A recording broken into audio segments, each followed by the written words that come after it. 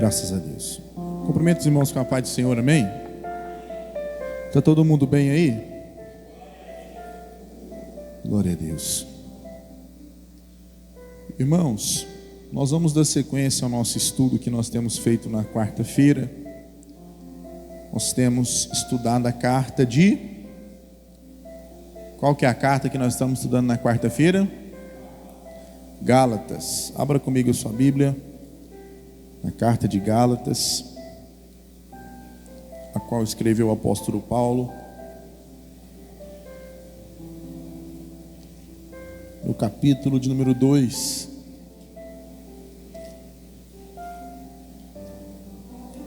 E nós iremos aqui continuar.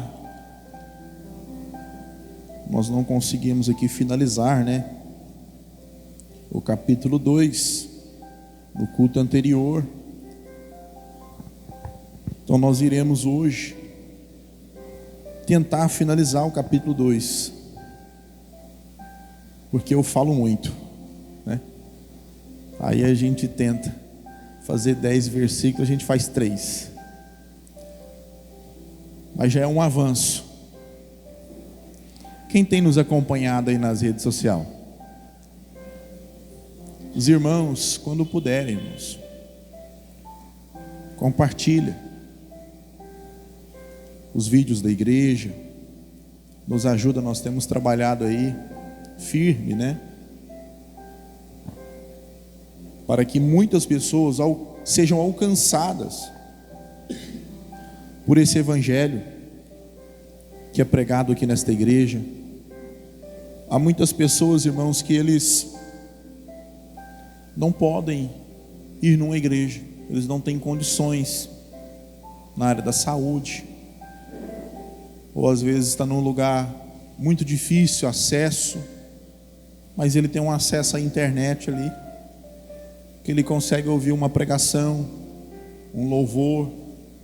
Então é nesse intuito, nesse projeto, que nós estamos trabalhando aí, para que vidas possam ser alcançadas, né? E a gente está aprendendo a lidar com isso. Eu mesmo tenho pelejado aí para cada vez mais aprimorarmos aí, cada vez mais as redes sociais da igreja.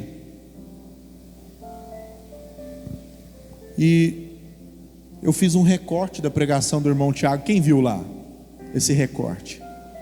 Eu coloquei ele, não sei se foi na hora do almoço. Quando foi de noite, irmão Tiago, já tinha 200 visualizações.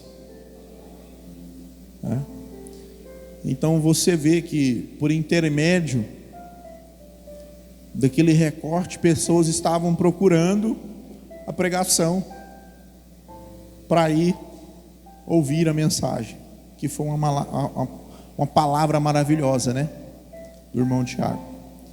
E que a gente possa continuar assim. O intuito é que o nome do Senhor seja glorificado e não o nosso nome. Que a palavra seja de confronto a pessoas que estão no pecado nesse momento e que possam ser libertas. Esse é o principal motivo de nós estarmos pregando o evangelho. Amém? Gálatas capítulo 2, versículo de número 11.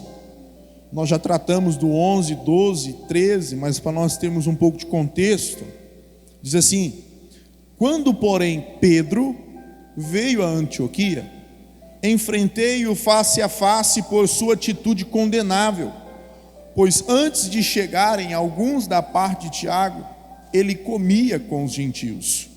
Quando porém eles chegaram, afastou-se e separou-se dos gentios, temendo os que eram da circuncisão. Os demais judeus também se uniram a ele nessa hipocrisia, de modo que até Barnabé se deixou levar. Quando vi que não estavam andando de acordo com a verdade do evangelho, declarei a Pedro diante de todos: você é judeu, mas vive como gentil e não como judeu.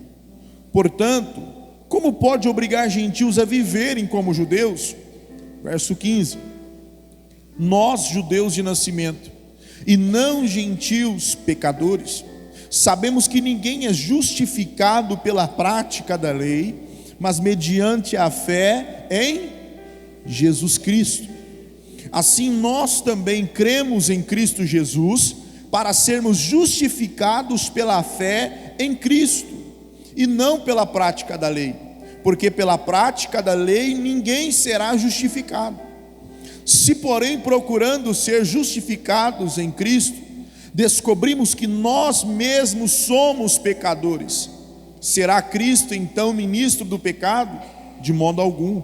Se reconstruo o que destruí, provo que sou transgressor, pois por meio da lei eu morri para a lei, a fim de viver para Deus. Fui crucificado com Cristo. Assim já não sou eu quem vive, mas Cristo vive em mim. A vida que agora vivo no corpo, vivo-a pela fé no Filho de Deus, que me amou e se entregou por mim. Não anulo a graça de Deus, pois se a justiça vem pela lei, Cristo morreu inutilmente. Amém?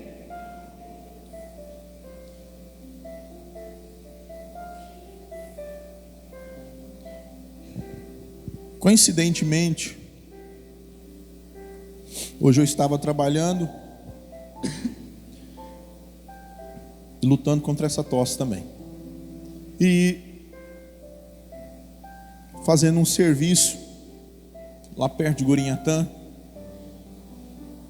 Eu conversando ali com o motorista do caminhão da massa, e ligeiramente no meio de um assunto, ele disse no final de uma frase: graças a Deus, né, que ainda a gente tem esse sol. Aquilo me pegou, eu virei para ele e disse: o senhor é cristão? E ele disse: sim, eu estou na frente de uma obra lá em São Paulo. Eu falei: muito prazer, eu também sou cristão, a paz do Senhor. E nós começamos a conversar, e ele, justamente sobre esta mensagem que eu vou pregar aqui hoje, foi o assunto que ele trouxe para mim naquele momento, sobre a luta dele. E ele disse assim para mim, perguntando, né, de como era a igreja. Eu falei: nossa, a igreja nossa é uma bênção, estamos avançando, estamos aí lutando. E o senhor, como é que está lá? Ah, meu filho, eu estou numa luta grande. Eu tinha muitos jovens lá, tinha quase 60 jovens. Infelizmente, os jovens se deixou levar pelas críticas dos próprios irmãos da igreja. Eu falei: não diga para mim que foram os mais velhos. Sim, foram os mais velhos da igreja. Infelizmente, eles criticando os jovens, porque jovens, o senhor sabe, tem que ter paciência, a gente tem que lidar dessa e dessa forma com eles. E o inimigo astuto trabalhou na mente daqueles jovens, e eu acabei perdendo a grande maioria deles. Hoje a gente está na luta aí, e eu confesso para o senhor que muitas das vezes até os mais velhos estão deixando se levar pelas críticas. E a luta minha maior hoje não está sendo nem ganhar almas, é segurar as que já estão lá dentro. E infelizmente hoje nós vivemos num contexto, irmãos, que nós vivemos uma guerra espiritual tão gigantesca, que muitas das vezes as armas, as próprias armas da igreja, estão voltadas para ela mesma. No meio que eu digo em respeito à teologia, à liturgia do culto, a respeito do procedimento que cada igreja tem. E isso faz que o povo de Deus mais se afaste uns dos outros do que venham se unir.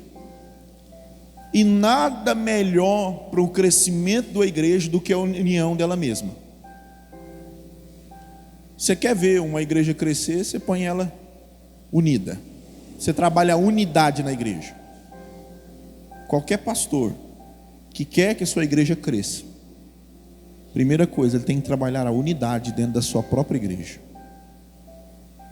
Porque ela não apenas vai crescer, como ela vai dar fruto de dentro para fora. Isso é uma coisa importante. A gente tem que entender que o evangelho tem que chegar para outras pessoas. Nós não somos uma seita que fica só entre nós, o evangelho. Pelo contrário, outras pessoas precisam ser confrontadas com a palavra de Deus. E nós precisamos buscar essas pessoas imediatamente, antes que elas se percam.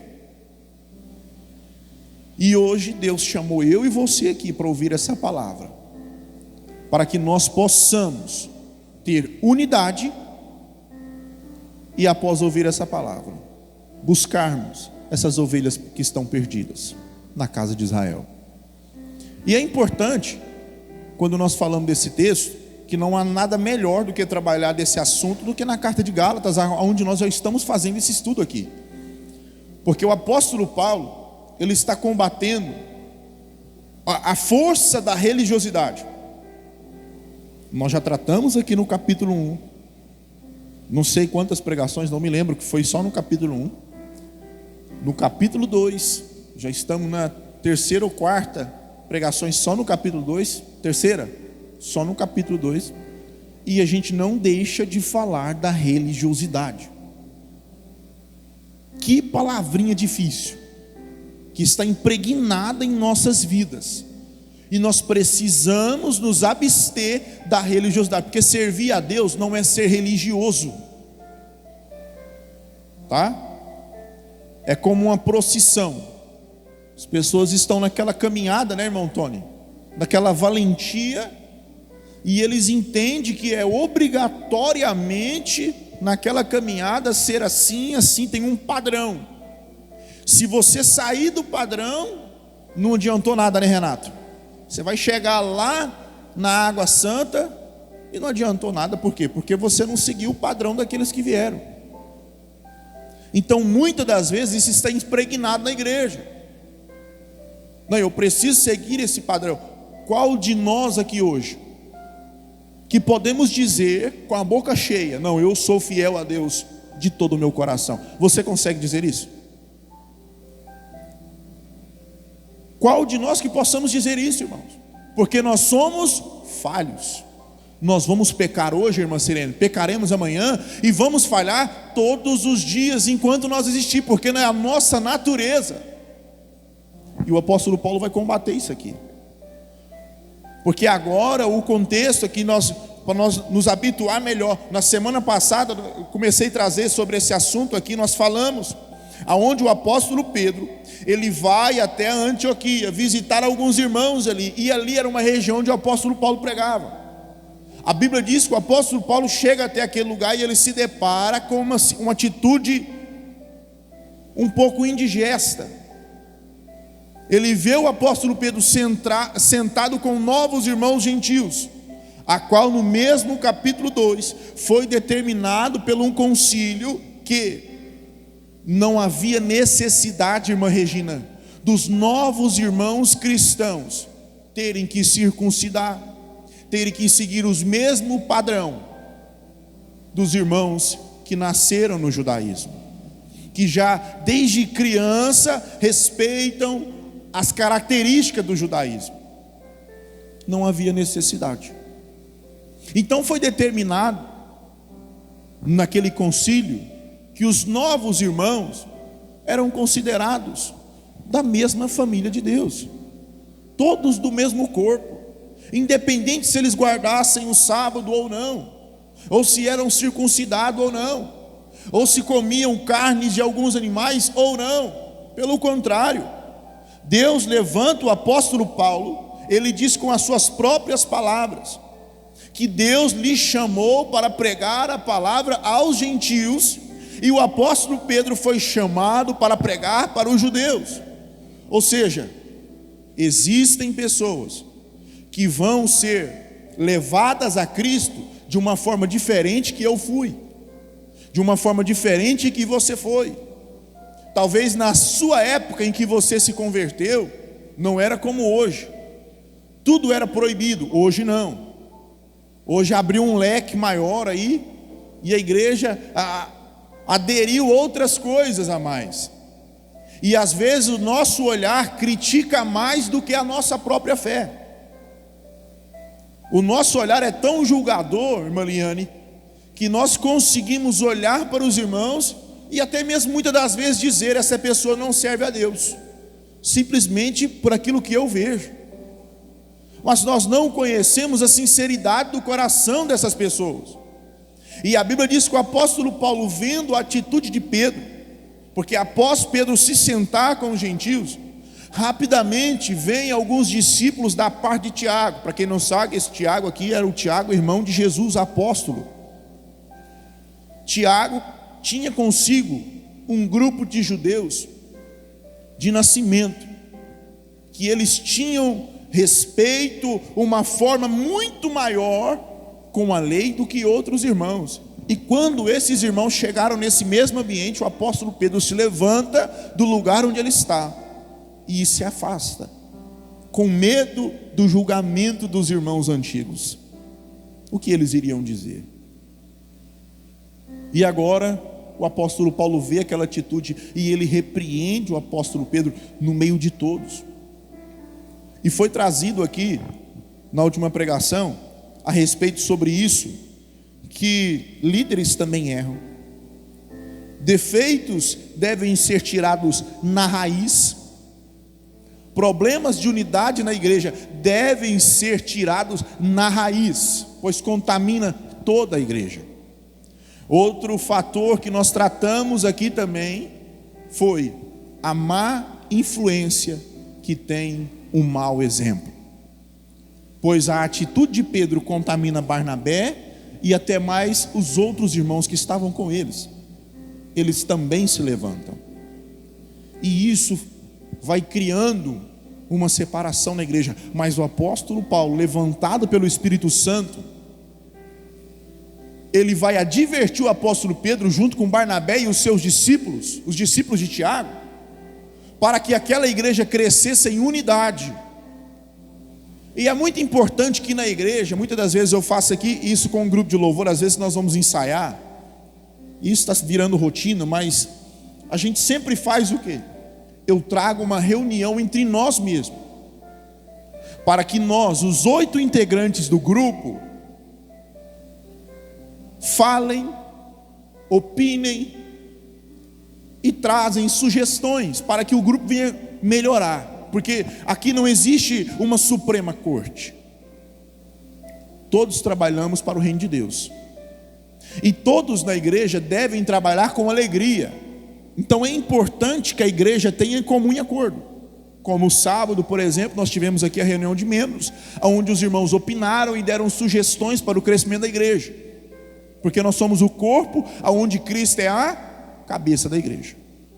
E agora o apóstolo Paulo, no versículo 15, combatendo essa religiosidade, aonde havia tantos e tantos judeus reclamando e discutindo com o apóstolo Paulo a respeito da forma que ele usava para pregar o evangelho.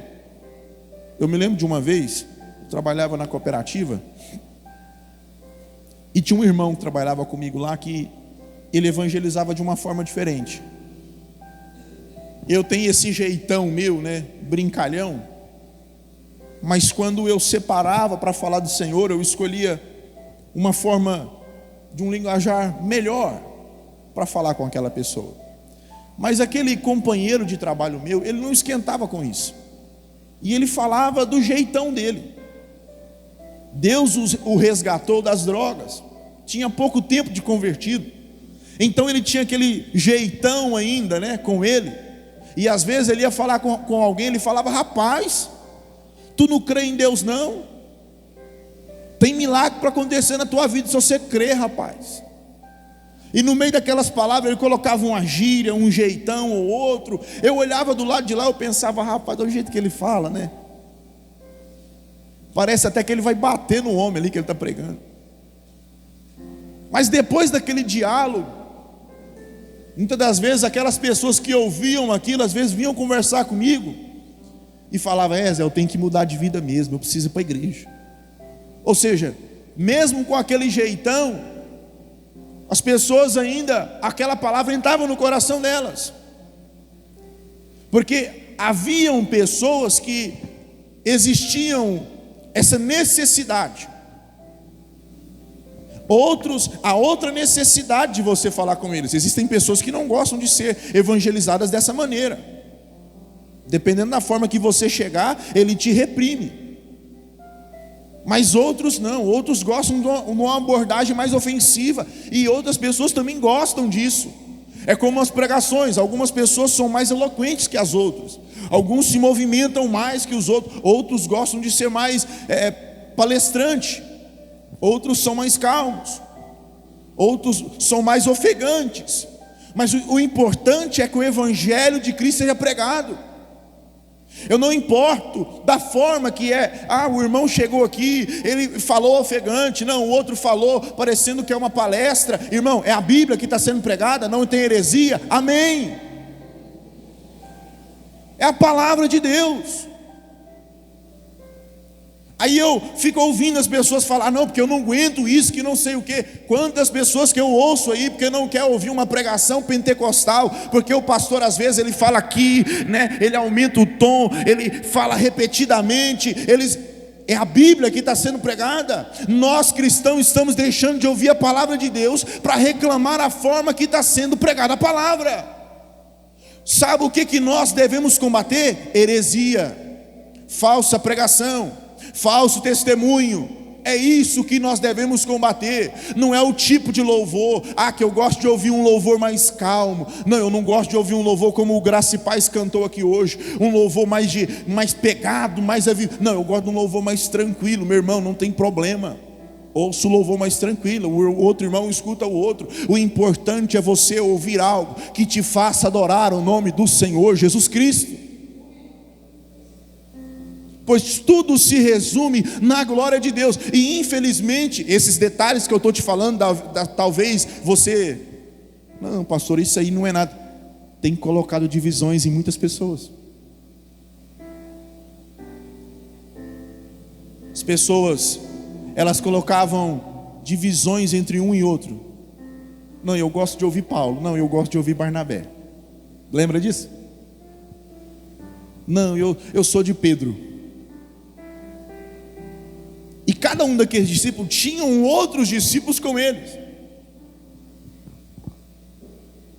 E infelizmente existem muitas pessoas vivendo dessa forma. Em vez de ouvirem Deus falar: não, eu gosto do ciclano, é do pastor fulano. Você tem que gostar da palavra de Deus, irmão. É da Bíblia.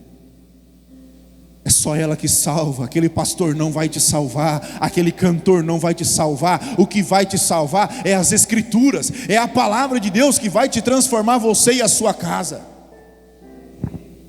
E é interessante que isso que eu estou falando aqui, irmãos, eu estou pregando o contexto de Gálatas, combatendo a religiosidade, a divisão que existia ali. E agora no versículo 15, o apóstolo Paulo vai dizer: nós judeus de nascimento e não os gentios pecadores, sabemos que ninguém é justificado pela prática da lei, mas mediante a fé em Jesus Cristo. Primeiro ponto que eu quero trazer para você aqui. Naquele momento que Paulo estava falando, haviam ali conservadores judeus e novos convertidos, e o apóstolo Paulo, e o apóstolo Pedro e Barnabé. E Paulo levanta a voz e começa a dizer: nós judeus de nascimento. Por quê? Os gentios estavam começando agora, eles não sabiam as características raízes daqueles homens, mas Paulo sabia, e a palavra é direcionada para ele, porque ele diz: nós judeus de nascimento. O que ele quer dizer? Nós sabemos que ninguém é justificado pelo quê? Pela prática da lei. A lei era os 10 mandamentos. Você consegue olhar para a lei e dizer: eu sou salvo? Lembra dos 10 mandamentos? Quem em sã consciência que me ouve nesse momento consegue olhar para os 10 mandamentos e dizer: eu sou um salvo? porque a lei não trazia salvação, pelo contrário, a lei era para mostrar para mim e para você que nós seríamos condenados. Ela mostraria para qualquer judeu que ele não tinha escapatória, porque quem transgredisse os mandamentos pela lei de Moisés, pela lei do Senhor, ele era morto.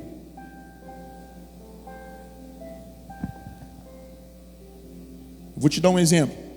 Você está na frente de um espelho, com o rosto todo sujo. Não sei se já aconteceu com você, já aconteceu comigo. Às vezes você quer tirar uma sujeirinha que está perto do olho, né? Principalmente as irmãs que passam maquiagem, não quer borrar o rosto, né? Aí você chega pertinho do espelho, só para tirar aquele pedaço, e não percebe que você está sujando mais o rosto. Aí você usa o outro dedo, aí sujou do outro lado, aí você vai, aí sujou de novo, aí você põe o outro e suja do lado de cá, e suja do outro. Quando você vê, você está com o rosto todo sujo e as mãos sujas, você não conseguiu limpar, porque o espelho não vai limpar o seu rosto. O que você precisa é de água e sabão. A lei não vai te salvar, o que te salva é a graça, é Jesus Cristo. Ela mostra que você é sujo, ela mostra que cada vez mais que você olhar para ela, mais sujo você fica. Pastor, do que eu preciso? Da água que liberta, que transforma, que purifica, que flui de dentro do coração de Deus para o meu coração. Jesus Cristo eu preciso, é dele que eu preciso. Apóstolo Paulo está declarando a eles: assim nós também cremos em Cristo Jesus, para sermos justificados pela fé em Cristo. Ou seja, eu não sou salvo pela lei, mas eu creio em Jesus Cristo, porque eu sei que pela lei não serei salvo, eu serei condenado, mas Cristo me dá salvação. E ele vai continuar dizendo: e não pela prática da lei, porque pela prática da lei ninguém será justificado. Verso de número 17: se porém procurando ser justificado em Cristo, descobrirmos que nós mesmos somos pecadores, será Cristo então ministro do pecado? Essa pergunta que o apóstolo Paulo faz aos judeus, ela é muito importante, porque em primeiro lugar, nós somos imitadores de quem? Vamos lá, nós somos imitadores de quem? Cristo. Nós somos imitadores de quem? Cristo. Só que nós estamos tentando ser justificados pelas obras. Nós olhamos para Deus e acreditamos que aquilo que nós estamos fazendo é uma coisa boa. Deus vai gostar do que eu estou fazendo, Ele vai se agradar do que eu estou fazendo. Eu vou fazer mais, e mais, e mais, e mais, e mais. Sabe por quê? Se eu continuar fazendo isso, eu vou para o céu. A salvação foi me dada assim, irmãos. Ela foi me concedida dessa forma. Pelo contrário, antes mesmo que eu nascesse, a Bíblia diz em Efésios capítulo 1, Ele já tinha me chamado. Eu sou um fruto do pecado, mas alguém traçou a minha vida pelo meio. Enquanto eu estava caminhando para o inferno, alguém me chamou pelo nome, colocou cordas de amor em mim e me trouxe para perto dele, me salvou, me deu novas vestes, colocou um anel em meu dedo, preparou um cordeiro, fez uma festa, chamou a todos e disse: esse é o meu filho amado. Hoje eu sou uma nova criatura em Cristo Jesus, porque Ele me salvou. E agora o apóstolo Paulo está olhando para aqueles judeus dizendo assim: vocês estão tentando ser justificados pelas obras, pela lei, pelo que vocês estão fazendo. E o que vocês estão fazendo? Errando, e errando, e errando, e errando mais, odiando uns aos outros, falhando uns com os outros. Danilo falou aqui na hora das ofertas, Se você que vai ofertar tem uma mágoa do seu irmão, volta lá e pede perdão, e depois você oferta. Foi o mandamento que Jesus nos ensinou. Ele nos ensinou a ter esse tipo de comportamento, porque os judeus batiam no peito: eu sou dizimista, eu ajudo a igreja, como se Deus estivesse olhando para o dinheiro dele. Deus, ele conhece a intenção dos nossos corações.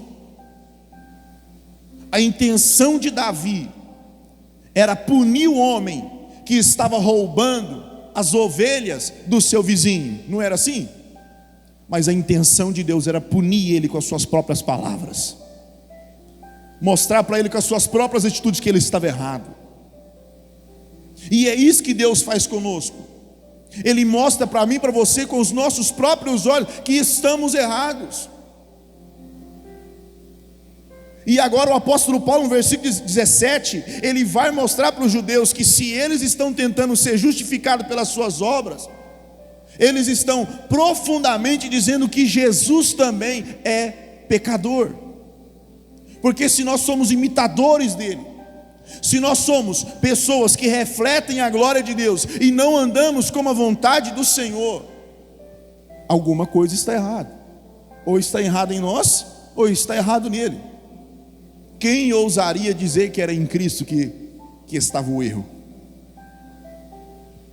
Você acha que o apóstolo Pedro levantou e disse: apóstolo Paulo, você está errado, o erro não está em Jesus? Então o erro está em quem? Ele não disse, porque ele sabia o erro estava nele.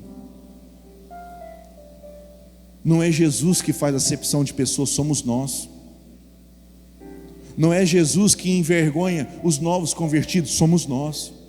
Não é Jesus que deixa de fazer uma visita para o irmão, somos nós. Não é Jesus que deixa de orar ao Pai, pelo contrário, somos nós. Ele é o nosso mediador, é o nosso advogado, Ele está sempre intercedendo ao Pai por nós. Não é Jesus que deixa de praticar a boa vontade de Deus, não, somos nós. Então o que eu devo fazer? Eu devo deixar de lado a minha religiosidade.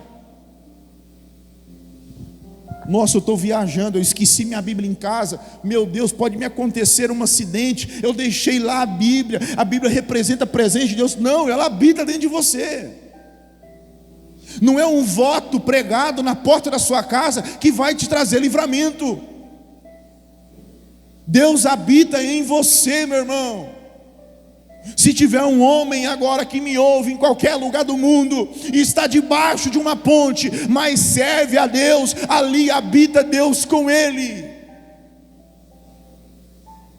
Deus está em nós, Ele faz morada em nossas vidas. E é interessante o apóstolo Paulo trazer sobre isso, que ele diz, versículo 18: se reconstruo o que destruí, provo que sou transgressor. O que o apóstolo Paulo destruiu? Alguém lembra? Nós começamos a falar na carta de Gálatas aqui, irmão Ralph vai se lembrar disso. Nós falamos provavelmente a idade que ele tinha, 30 e poucos anos vivendo religiosamente. Só que agora, irmão Wesley, no capítulo 9, Jesus encontra com ele no caminho para Damasco. Ele tem um chamado pelo próprio Deus ali. Ele é salvo, ele é transformado. Ele passa 3 dias cego e depois 3 anos sem descer para Jerusalém, apenas Deus e ele se comunicando todos os dias. A vida dele foi transformada. E agora vem pessoas 14 anos depois olhar para o apóstolo Paulo, dizer para ele: não, a gente deve defender isso e aquilo. E ele diz: o que adiantou destruir aquilo? Eu me desapegar, Natan, de todas as coisas. Para quê? Para voltar agora e fazer tudo de novo? O apóstolo Paulo era daquela forma. As pessoas que não seguissem à risca a lei, ele matava. Não era assim, irmãos? Ele não perseguia, ele não matava. E agora ele vai dizer no versículo 18: se reconstruo o que destruí, provo que eu sou um transgressor. O que adianta? Reconstruir tudo aquilo que eu destruí, que eu lutei tanto, que o Espírito Santo quebrou o meu coração. Irmãos, tem tantas pessoas lutando para sair do mundo, para vir para a igreja, e o que a igreja oferece para ele é o mundo. Ele chega na igreja, ele não encontra paz, tem intriga na igreja, tem briga dentro da igreja. Ele sai do mundo tentando entrar na igreja para encontrar alegria. Ele chega aqui, todo mundo bebe cachaça. Ele sai do mundo, ele quer entrar aqui dentro, ele quer encontrar, irmão, abrigo em Cristo. Sabe o que ele encontra aqui, irmãos? Nada de Cristo, tudo quanto é festa. Esta semana eu conversando com um pastor, esse pastor chegou para mim e falou: pastor, nós conversando todo feliz, ele foi num evento e eu disse: pastor, como é que foi o evento? Eu não pude ir com o senhor, mas como é que foi lá? Foi bom? Ele virou para mim e falou: pastor, eu vou mentir para o senhor não. Pensa numa igreja grande, tinha muita gente, estava entupido de gente, mas eu fiquei triste. Falei: o que foi, pastor? Acabou os cultos, pastor. Falei: como assim, pastor? Depois daquele culto eu virei para minha esposa e disse: as pessoas só querem festa, não tem adoração, pastor. Acabaram os cultos que havia adoração. Talvez a gente saia da nossa igreja, que tem ali 20, 30 pessoas ouvindo a nós, mas nós estamos cantando e adorando o nome do Senhor, para ir numa festividade onde tem 200, 400, 1000 pessoas, mas não tem adoração, só tem festa, é show. O povo só quer festa, o povo não quer mais buscar a Deus, pastor. E é a realidade, irmão Tiago, é a realidade do Evangelho. Analisa na nossa região a dificuldade que é para ganharmos uma alma. O apóstolo Pedro, ele sai do avivamento em Atos capítulo 2, e na sua primeira pregação ele ganha quantas almas? Alguém sabe dizer? Quantas? 3.000. Nós vamos pregar 3.000 sermões para ganhar uma alma, pois é a nossa realidade em que vivemos. Cristo não é atraente, Natan, para os olhos das pessoas. Uma família que o seu casamento está destruído, você chega para eles e fala para eles: olha, eu quero apresentar Cristo para vocês. Aquilo não é a solução. A solução para eles ou é o divórcio, ou é a outra pessoa reconhecer que está errado. Mas ninguém diz assim: nós precisamos de Deus nessa casa. Esses dias, por acaso, no meio desse assunto, lá no meu trabalho, falando sobre depressão, alguém disse assim: a depressão é muito difícil. E realmente ela é difícil. E o remédio, ele faz isso e aquilo, as pessoas têm que ir mais no médico. E eu disse a eles: eu discordo, vocês me desculpam, eu discordo. Ultimamente eu tenho discordado bastante deles, né? E eu disse para eles: olha, eu discordo. Não, Zé, mas você tem que entender. Eu falei: não, eu vou ser sincero para vocês.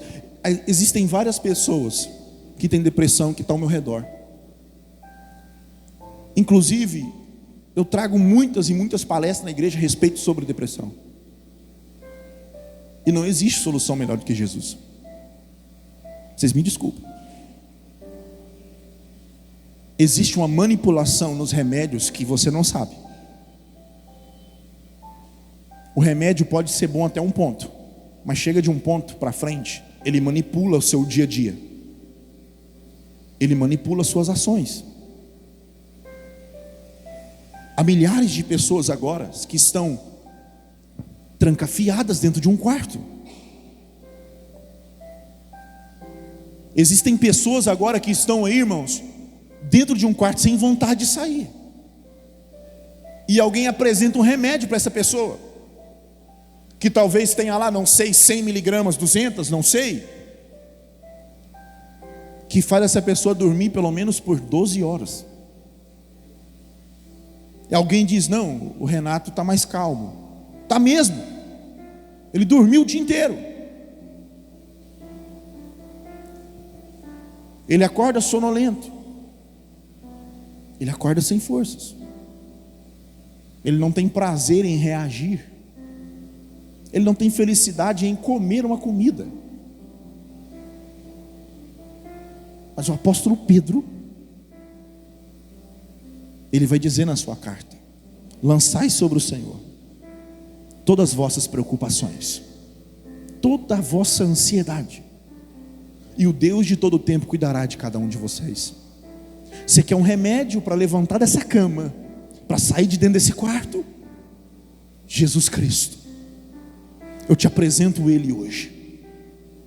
Ele não tem 100, 200 miligramas, pelo contrário, Ele tem a adrenalina em pessoa, para te levantar dessa cama, desse quarto, desse chão, e te fazer de novo ser uma mulher, ser um homem, ser um pai, ser uma mãe, ser um esposo, uma esposa, um filho, um trabalhador digno nessa sociedade. Levantar essa cabeça, porque eu te apresento Cristo hoje.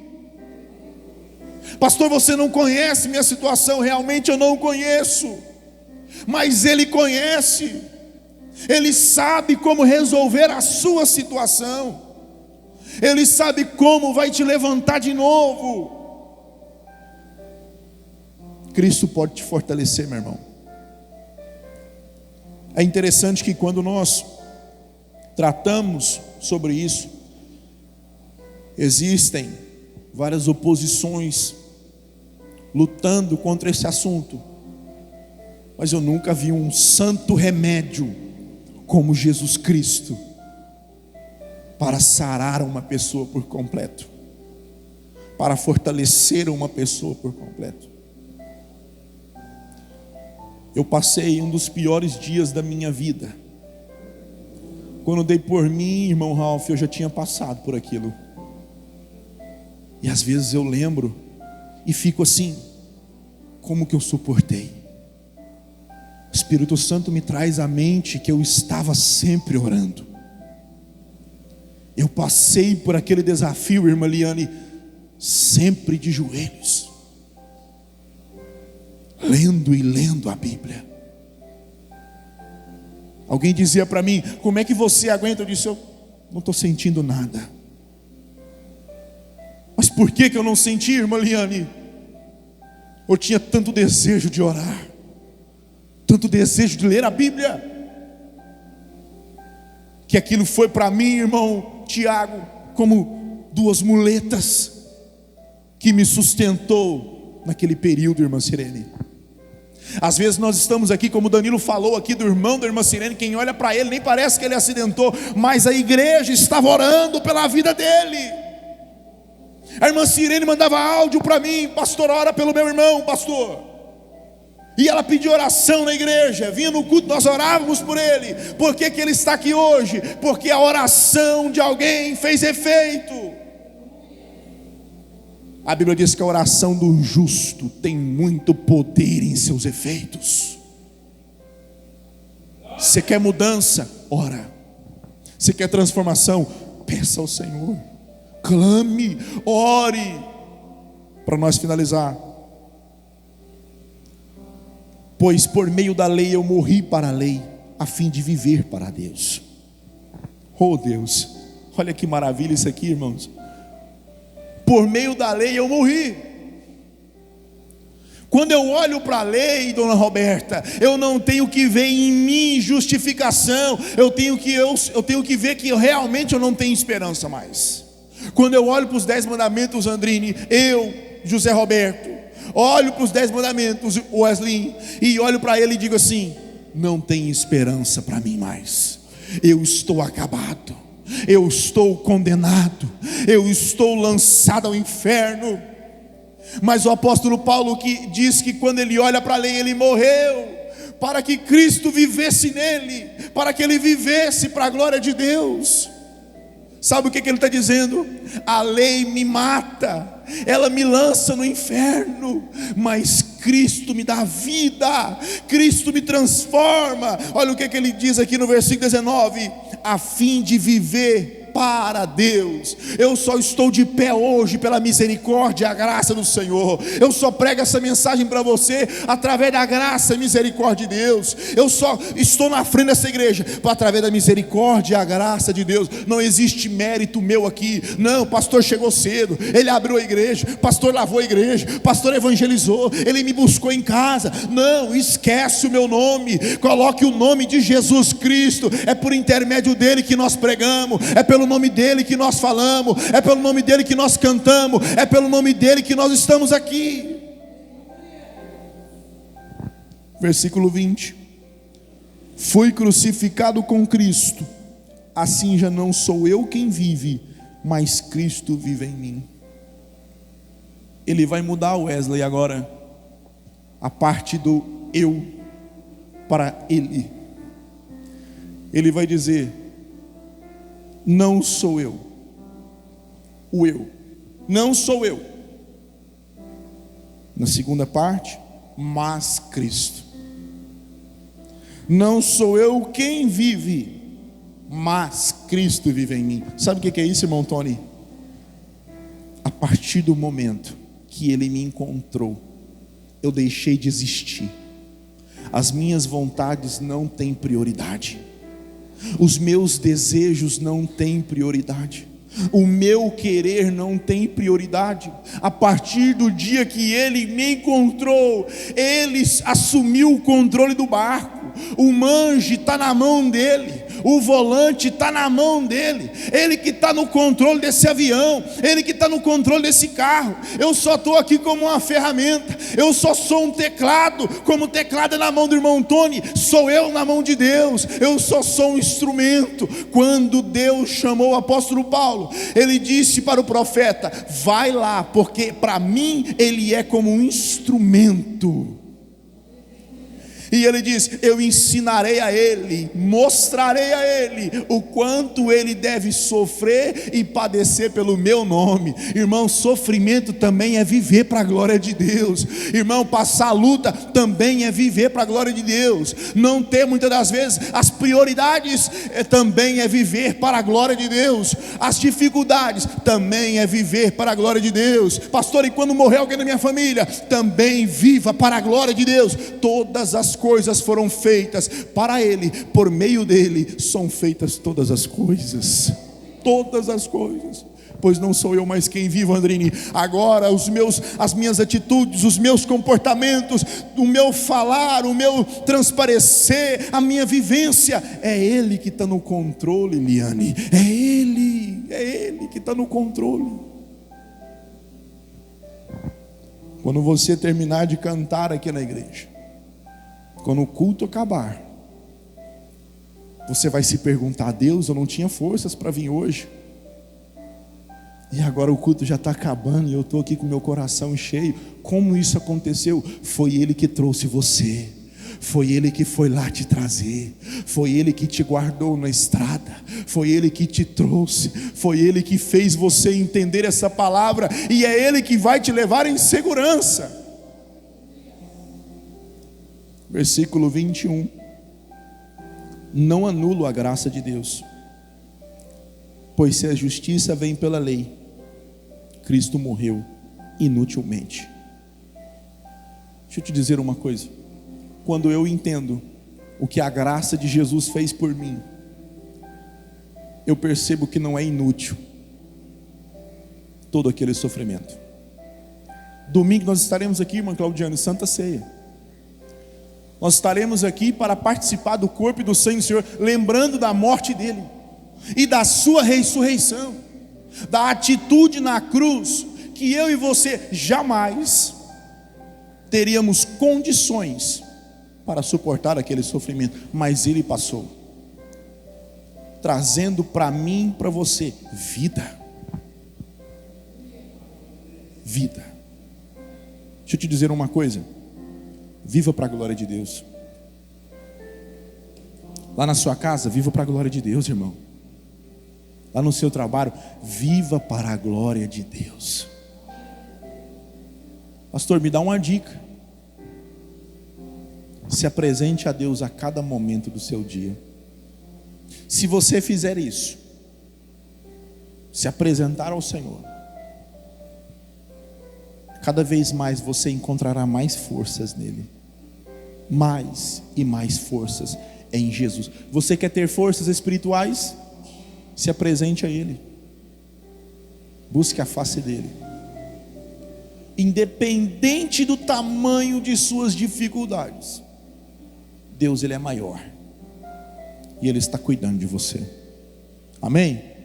Se coloca de pé em nome de Jesus. Eu quero orar pela sua vida.